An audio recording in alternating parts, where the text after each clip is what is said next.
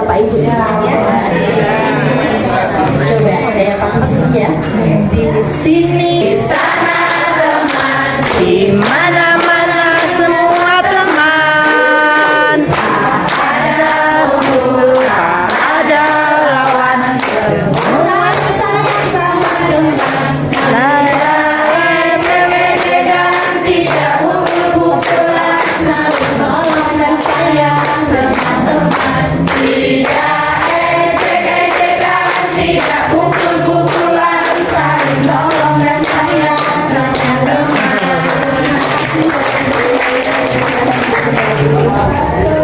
Perkenalkan, saya Marina dari TKPA Wilayah 2 Kabupaten Jepara. Mohon izin Bapak, Ibu untuk mempresentasikan praktik baik saya yang berjudul permainan tradisional kucing-kucingan dalam menanamkan kebinekaan sejak.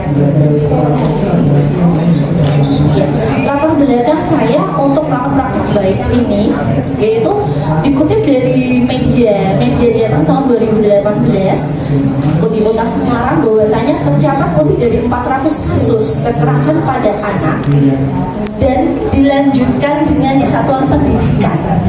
Jadi di sini saya ingin bagaimana di usia dini anak-anak itu bisa tertanam jiwa kebinekaannya, kemudian mereka bisa mencegah kasus-kasus bullying pada anak usia dini melalui permainan, salah satunya permainan tradisional kucing-kucingan.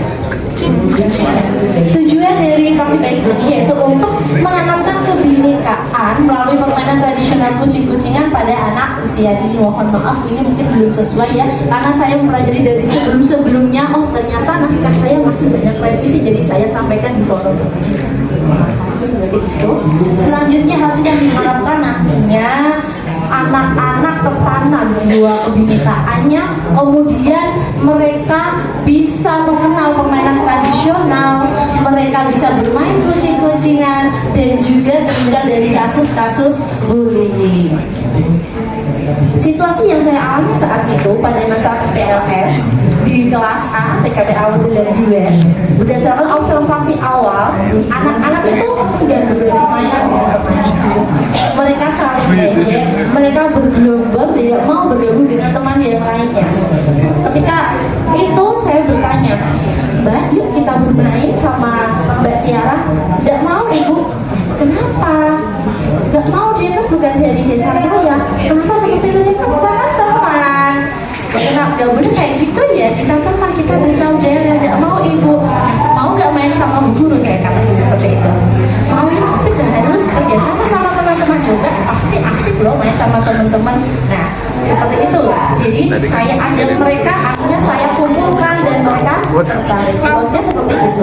Jadi tantangan tadi anak dan bermain, kemudian dia juga melarang teman lainnya untuk ikut, dan juga strategi dan pemberdayaan SDM-nya juga harus tepat. Bagaimana kita berkoordinasi dengan pihak sekolah, mulai dari warga sekolahnya, dari gurunya, dari kepala sekolahnya, dan juga wali murid seperti itu. Aksi yang saya lakukan pada tahap yang pertama yaitu perencanaan.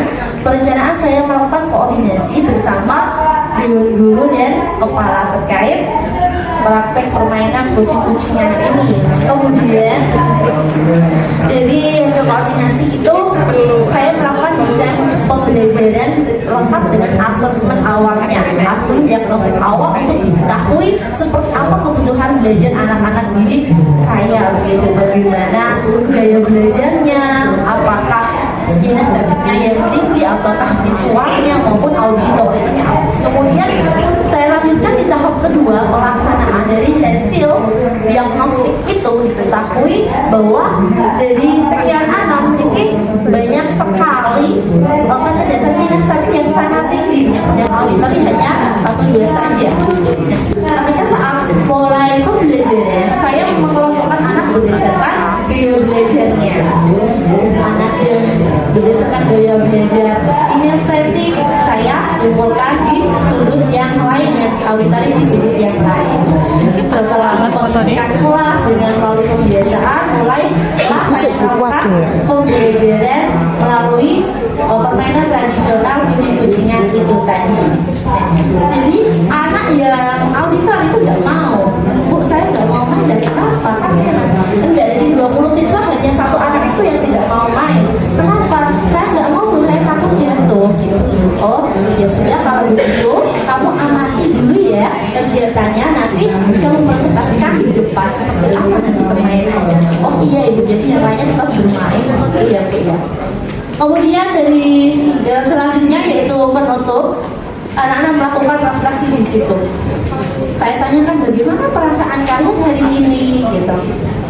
Alhamdulillah senang Ibu gitu. Bisa dipraktikkan di rumah, yang bisa kemudian setelah melakukan refleksi bersama anak, kami koordinasi dengan wali murid untuk bisa membersamai anak juga, supaya apa, permainan ini tidak hanya berhenti bermain di sekolah saja, tapi juga bisa dipraktikkan di lingkungan rumahnya gitu.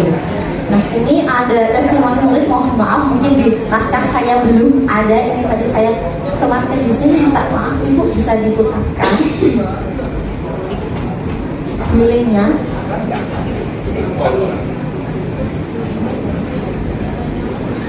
Oh maaf ya Bu ya, nanti ini mungkin dari TK saya sendiri ya, nanti jangan bisa mendengar celoteh anak TK seperti apa, bagaimana testimoninya. Ini memang benar-benar real, bisa kita dengarkan bersama-sama.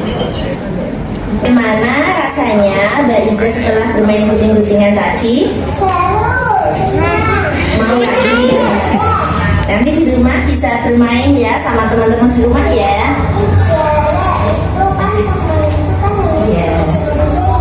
Oh iya. Kalau gitu besok juga kita mainnya sama teman-teman di sekolah yang nggak bisa bermain aja, oke? Jadi saya minta untuk besok kita bisa bermain lagi ya bersama teman-teman di sekolah seperti itu. Bisa lanjut di slide berikutnya, dari refleksi anak. Dampak pada murid ternyata dari permainan ini bisa menumbuhkan, menanamkan jiwa kebinekaan anak usia dini. Dengan apa? Nyatanya dia tidak mau bergabung dengan temannya, dia masih pilih-pilih, dia nggak mau, bahkan melarang dia tuh jangan ikut ke sini gitu. Jadinya dia bisa mengikuti permainan itu dengan senang. Karena kalau tidak ada kerjasama dengan dia, permainan ini tidak akan bisa dilakukan seperti itu. Dan tingkat keberhasilan yang diperoleh bisa terwujud apabila memang anak-anak benar bisa mempraktekkan permainan kucing-kucingan tersebut.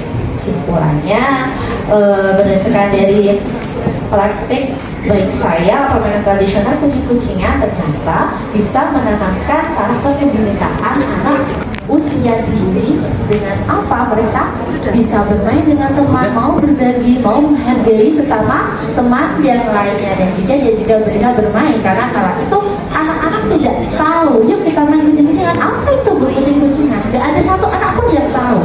Ini sangat memprihatinkan. Jadi tergerak dari saya untuk mengenalkan permainan ini.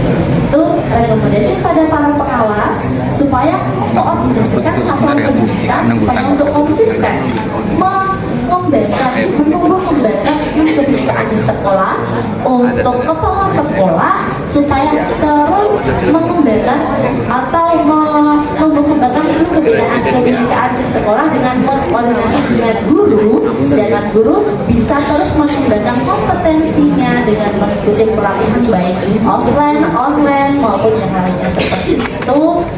Dan dokumen pendukung saya ketika melakukan rapat koordinasi bersama Dewan Guru dan Kepala kegiatan bermain, kucing-kucingan di kelas, dan evaluasi kegiatan. Itu sekian dari saya. Wassalamualaikum warahmatullahi wabarakatuh.